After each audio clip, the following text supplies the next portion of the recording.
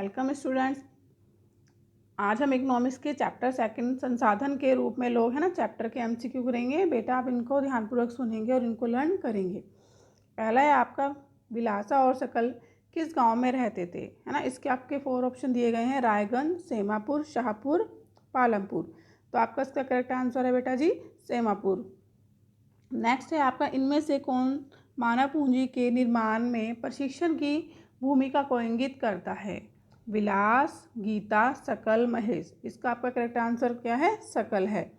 सकल किस तरह से करता है, सकल को उसके पिता ने क्या कराते हैं, कंप्यूटर का कोर्स कराया था, फिर उसके प्राइवेट फर्म में जॉब लग जाती है।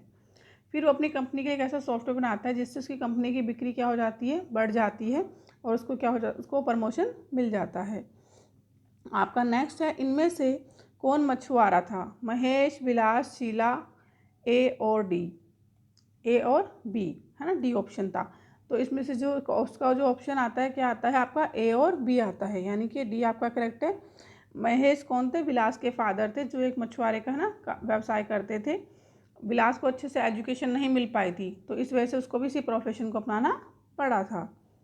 विलास की कहानी से हमें क्या सीख मिलती है।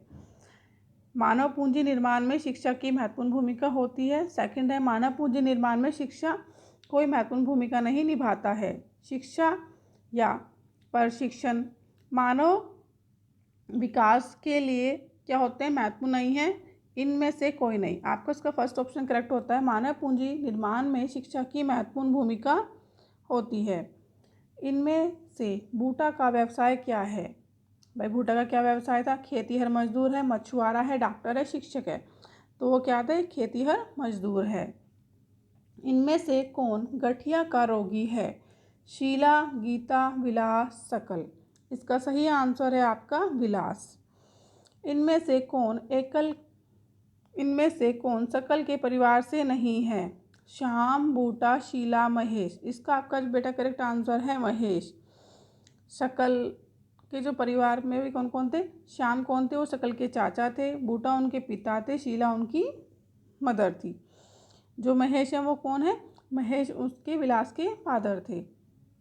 इनमें से कौन सा देश प्राकृतिक संसाधन के अभाव के बावजूद भी मानव संसाधन पर निवेश के कारण विकसित राष्ट्र के रूप में जाना जाता है।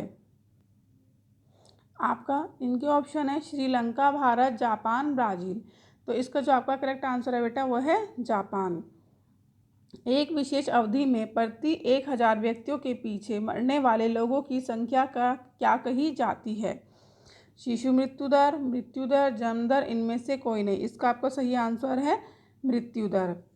वर्ष 2014 में भारत की जीवन प्रत्याशा बढ़कर कितना हो गया।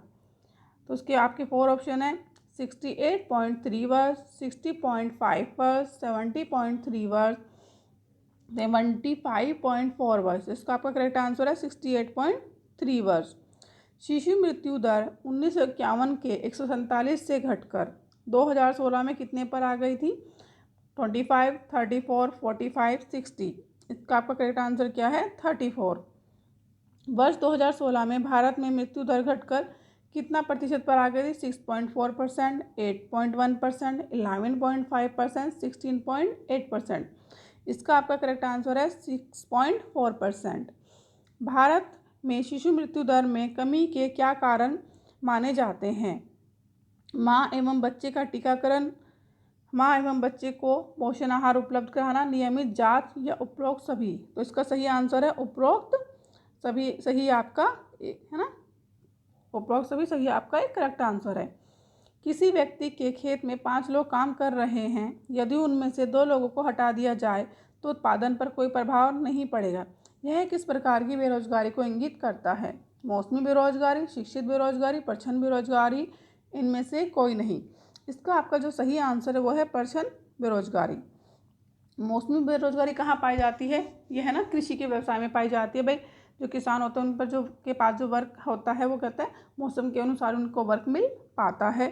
प्रच्छन्न बेरोजगारी क्या होती है कि इसमें क्या होता है, कहीं पर आवश्यकता तो हमें 4 लोगों की है लेकिन वहाँ पर 6 लोग कार्य कर रहे हैं, तो यह कौन सी होती है आपकी प्रच्छन्न बेरोजगारी कही जाती है। शिक्षित बेरोजगारी वो होती है जहाँ पर है ना पढ़े लिखे व्यक्ति होते हैं और उनके पास रोजगार नहीं होता है, तो वो आपकी शिक्षित बेरोजगारी में आते हैं। भारत में आज़ादी के समय 1947 में साक्षरता दर कितना प्रतिशत थी? 15%, 18%, 20% और 27%। तो इसका आपका सही आंसर है 18%। वर्ष 2011 की जनगणना के अनुसार भारत की साक्षरता दर कितनी है? 64.6%, 74%, 93.9% और आपकी ये क्या आती है 80.9%। तो आपका इसमें से जो आपका करेक्ट आंसर है वो आपका क्या है 74% आपका बिल्कुल करेक्ट आंसर है। वर्ष 2011 के जनगणना के अनुसार झारखंड की साक्षरता दर क्या है? 55.4%, 61.8%, 46.47% या 74%। इसका आपका जो सही आंसर है वो है बेटा आपका सी ऑप्शन 66.47%। वर्ष 1950-51 में महाविद्यालयों की संख्या 750 से बढ़कर 2016-17 में कितना हो गया? तो इसका ऑप्शन क्या था?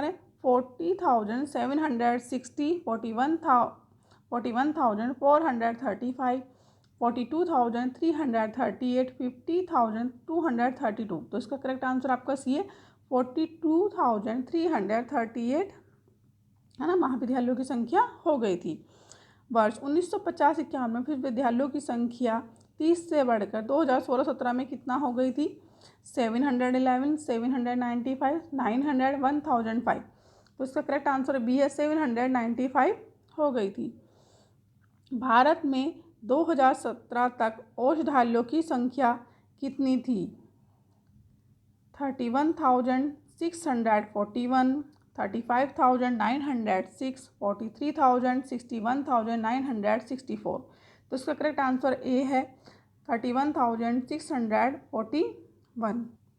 इनमें से कौन आर्थिक क्रियाकलाप है? माँ द्वारा भोजन बनाना, एक व्यक्ति द्वारा पेपर पढ़ना, गांव में लोगों द्वारा नालियों की सफाई करना, एक किसान द्वारा कृषि का कार्य करना। तो इसका करेक्ट आंसर है एक किसान द्वारा कृषि का कार्य करना। इनमें से कौन एक गैर कृषि क्रियाकलाप कहलाता है? ड्राइवर द्वारा बस चलाना, कुम्हार द्वारा घड़ा बनाना और शिक्षक द्वारा स्कूल में कक्षाओं का संचालन करना, दुर्गा पूजा हेतु लोगों द्वारा चंदा इकट्ठा करना। तो आपका इसका जो करेक्ट आंसर है दुर्गा पूजा हेतु लोगों द्वारा चंदा इकट्ठा करना। इनमें से कौन एक शिक्षित बेरोजगारी का उदाहरण प्रस्तुत करता है? बूटा, श्याम, सकल, जीतू। है ना, बूटा उसके फादर हैं सकल के, वो क्या हैं? एक कृषक हैं। श्याम एक है ना उनके चाचा हैं, वो पढ़े लिखे हैं लेकिन वो कोई भी कार्य नहीं कर रहे हैं और वो घर पर बैठे हुए हैं। तो आपका करेक्ट आंसर बी है। प्राथमिक स्कूलों में बच्चों की उपस्थिति बढ़ाने के लिए इनमें से कौन सा कदम उठाया गया है? दोपहर के भोजन, सेतु पाठ्यक्रम, स्कूल लौटो शिविर, उपरोक्त सभी। तो इसका करेक्ट आंसर डी है बेटा उपरोक्त सभी। महिलाओं के निम्न वेतन वाले कार्यों में नियोजित होने के क्या कारण हैं? वे भावुक होती हैं, वे भारी काम नहीं कर सकती हैं, वे सुनसान या रात में काम नहीं कर सकती, उपयुक्त सभी। इसका करेक्ट आंसर आपका डी आता है उपयुक्त सभी।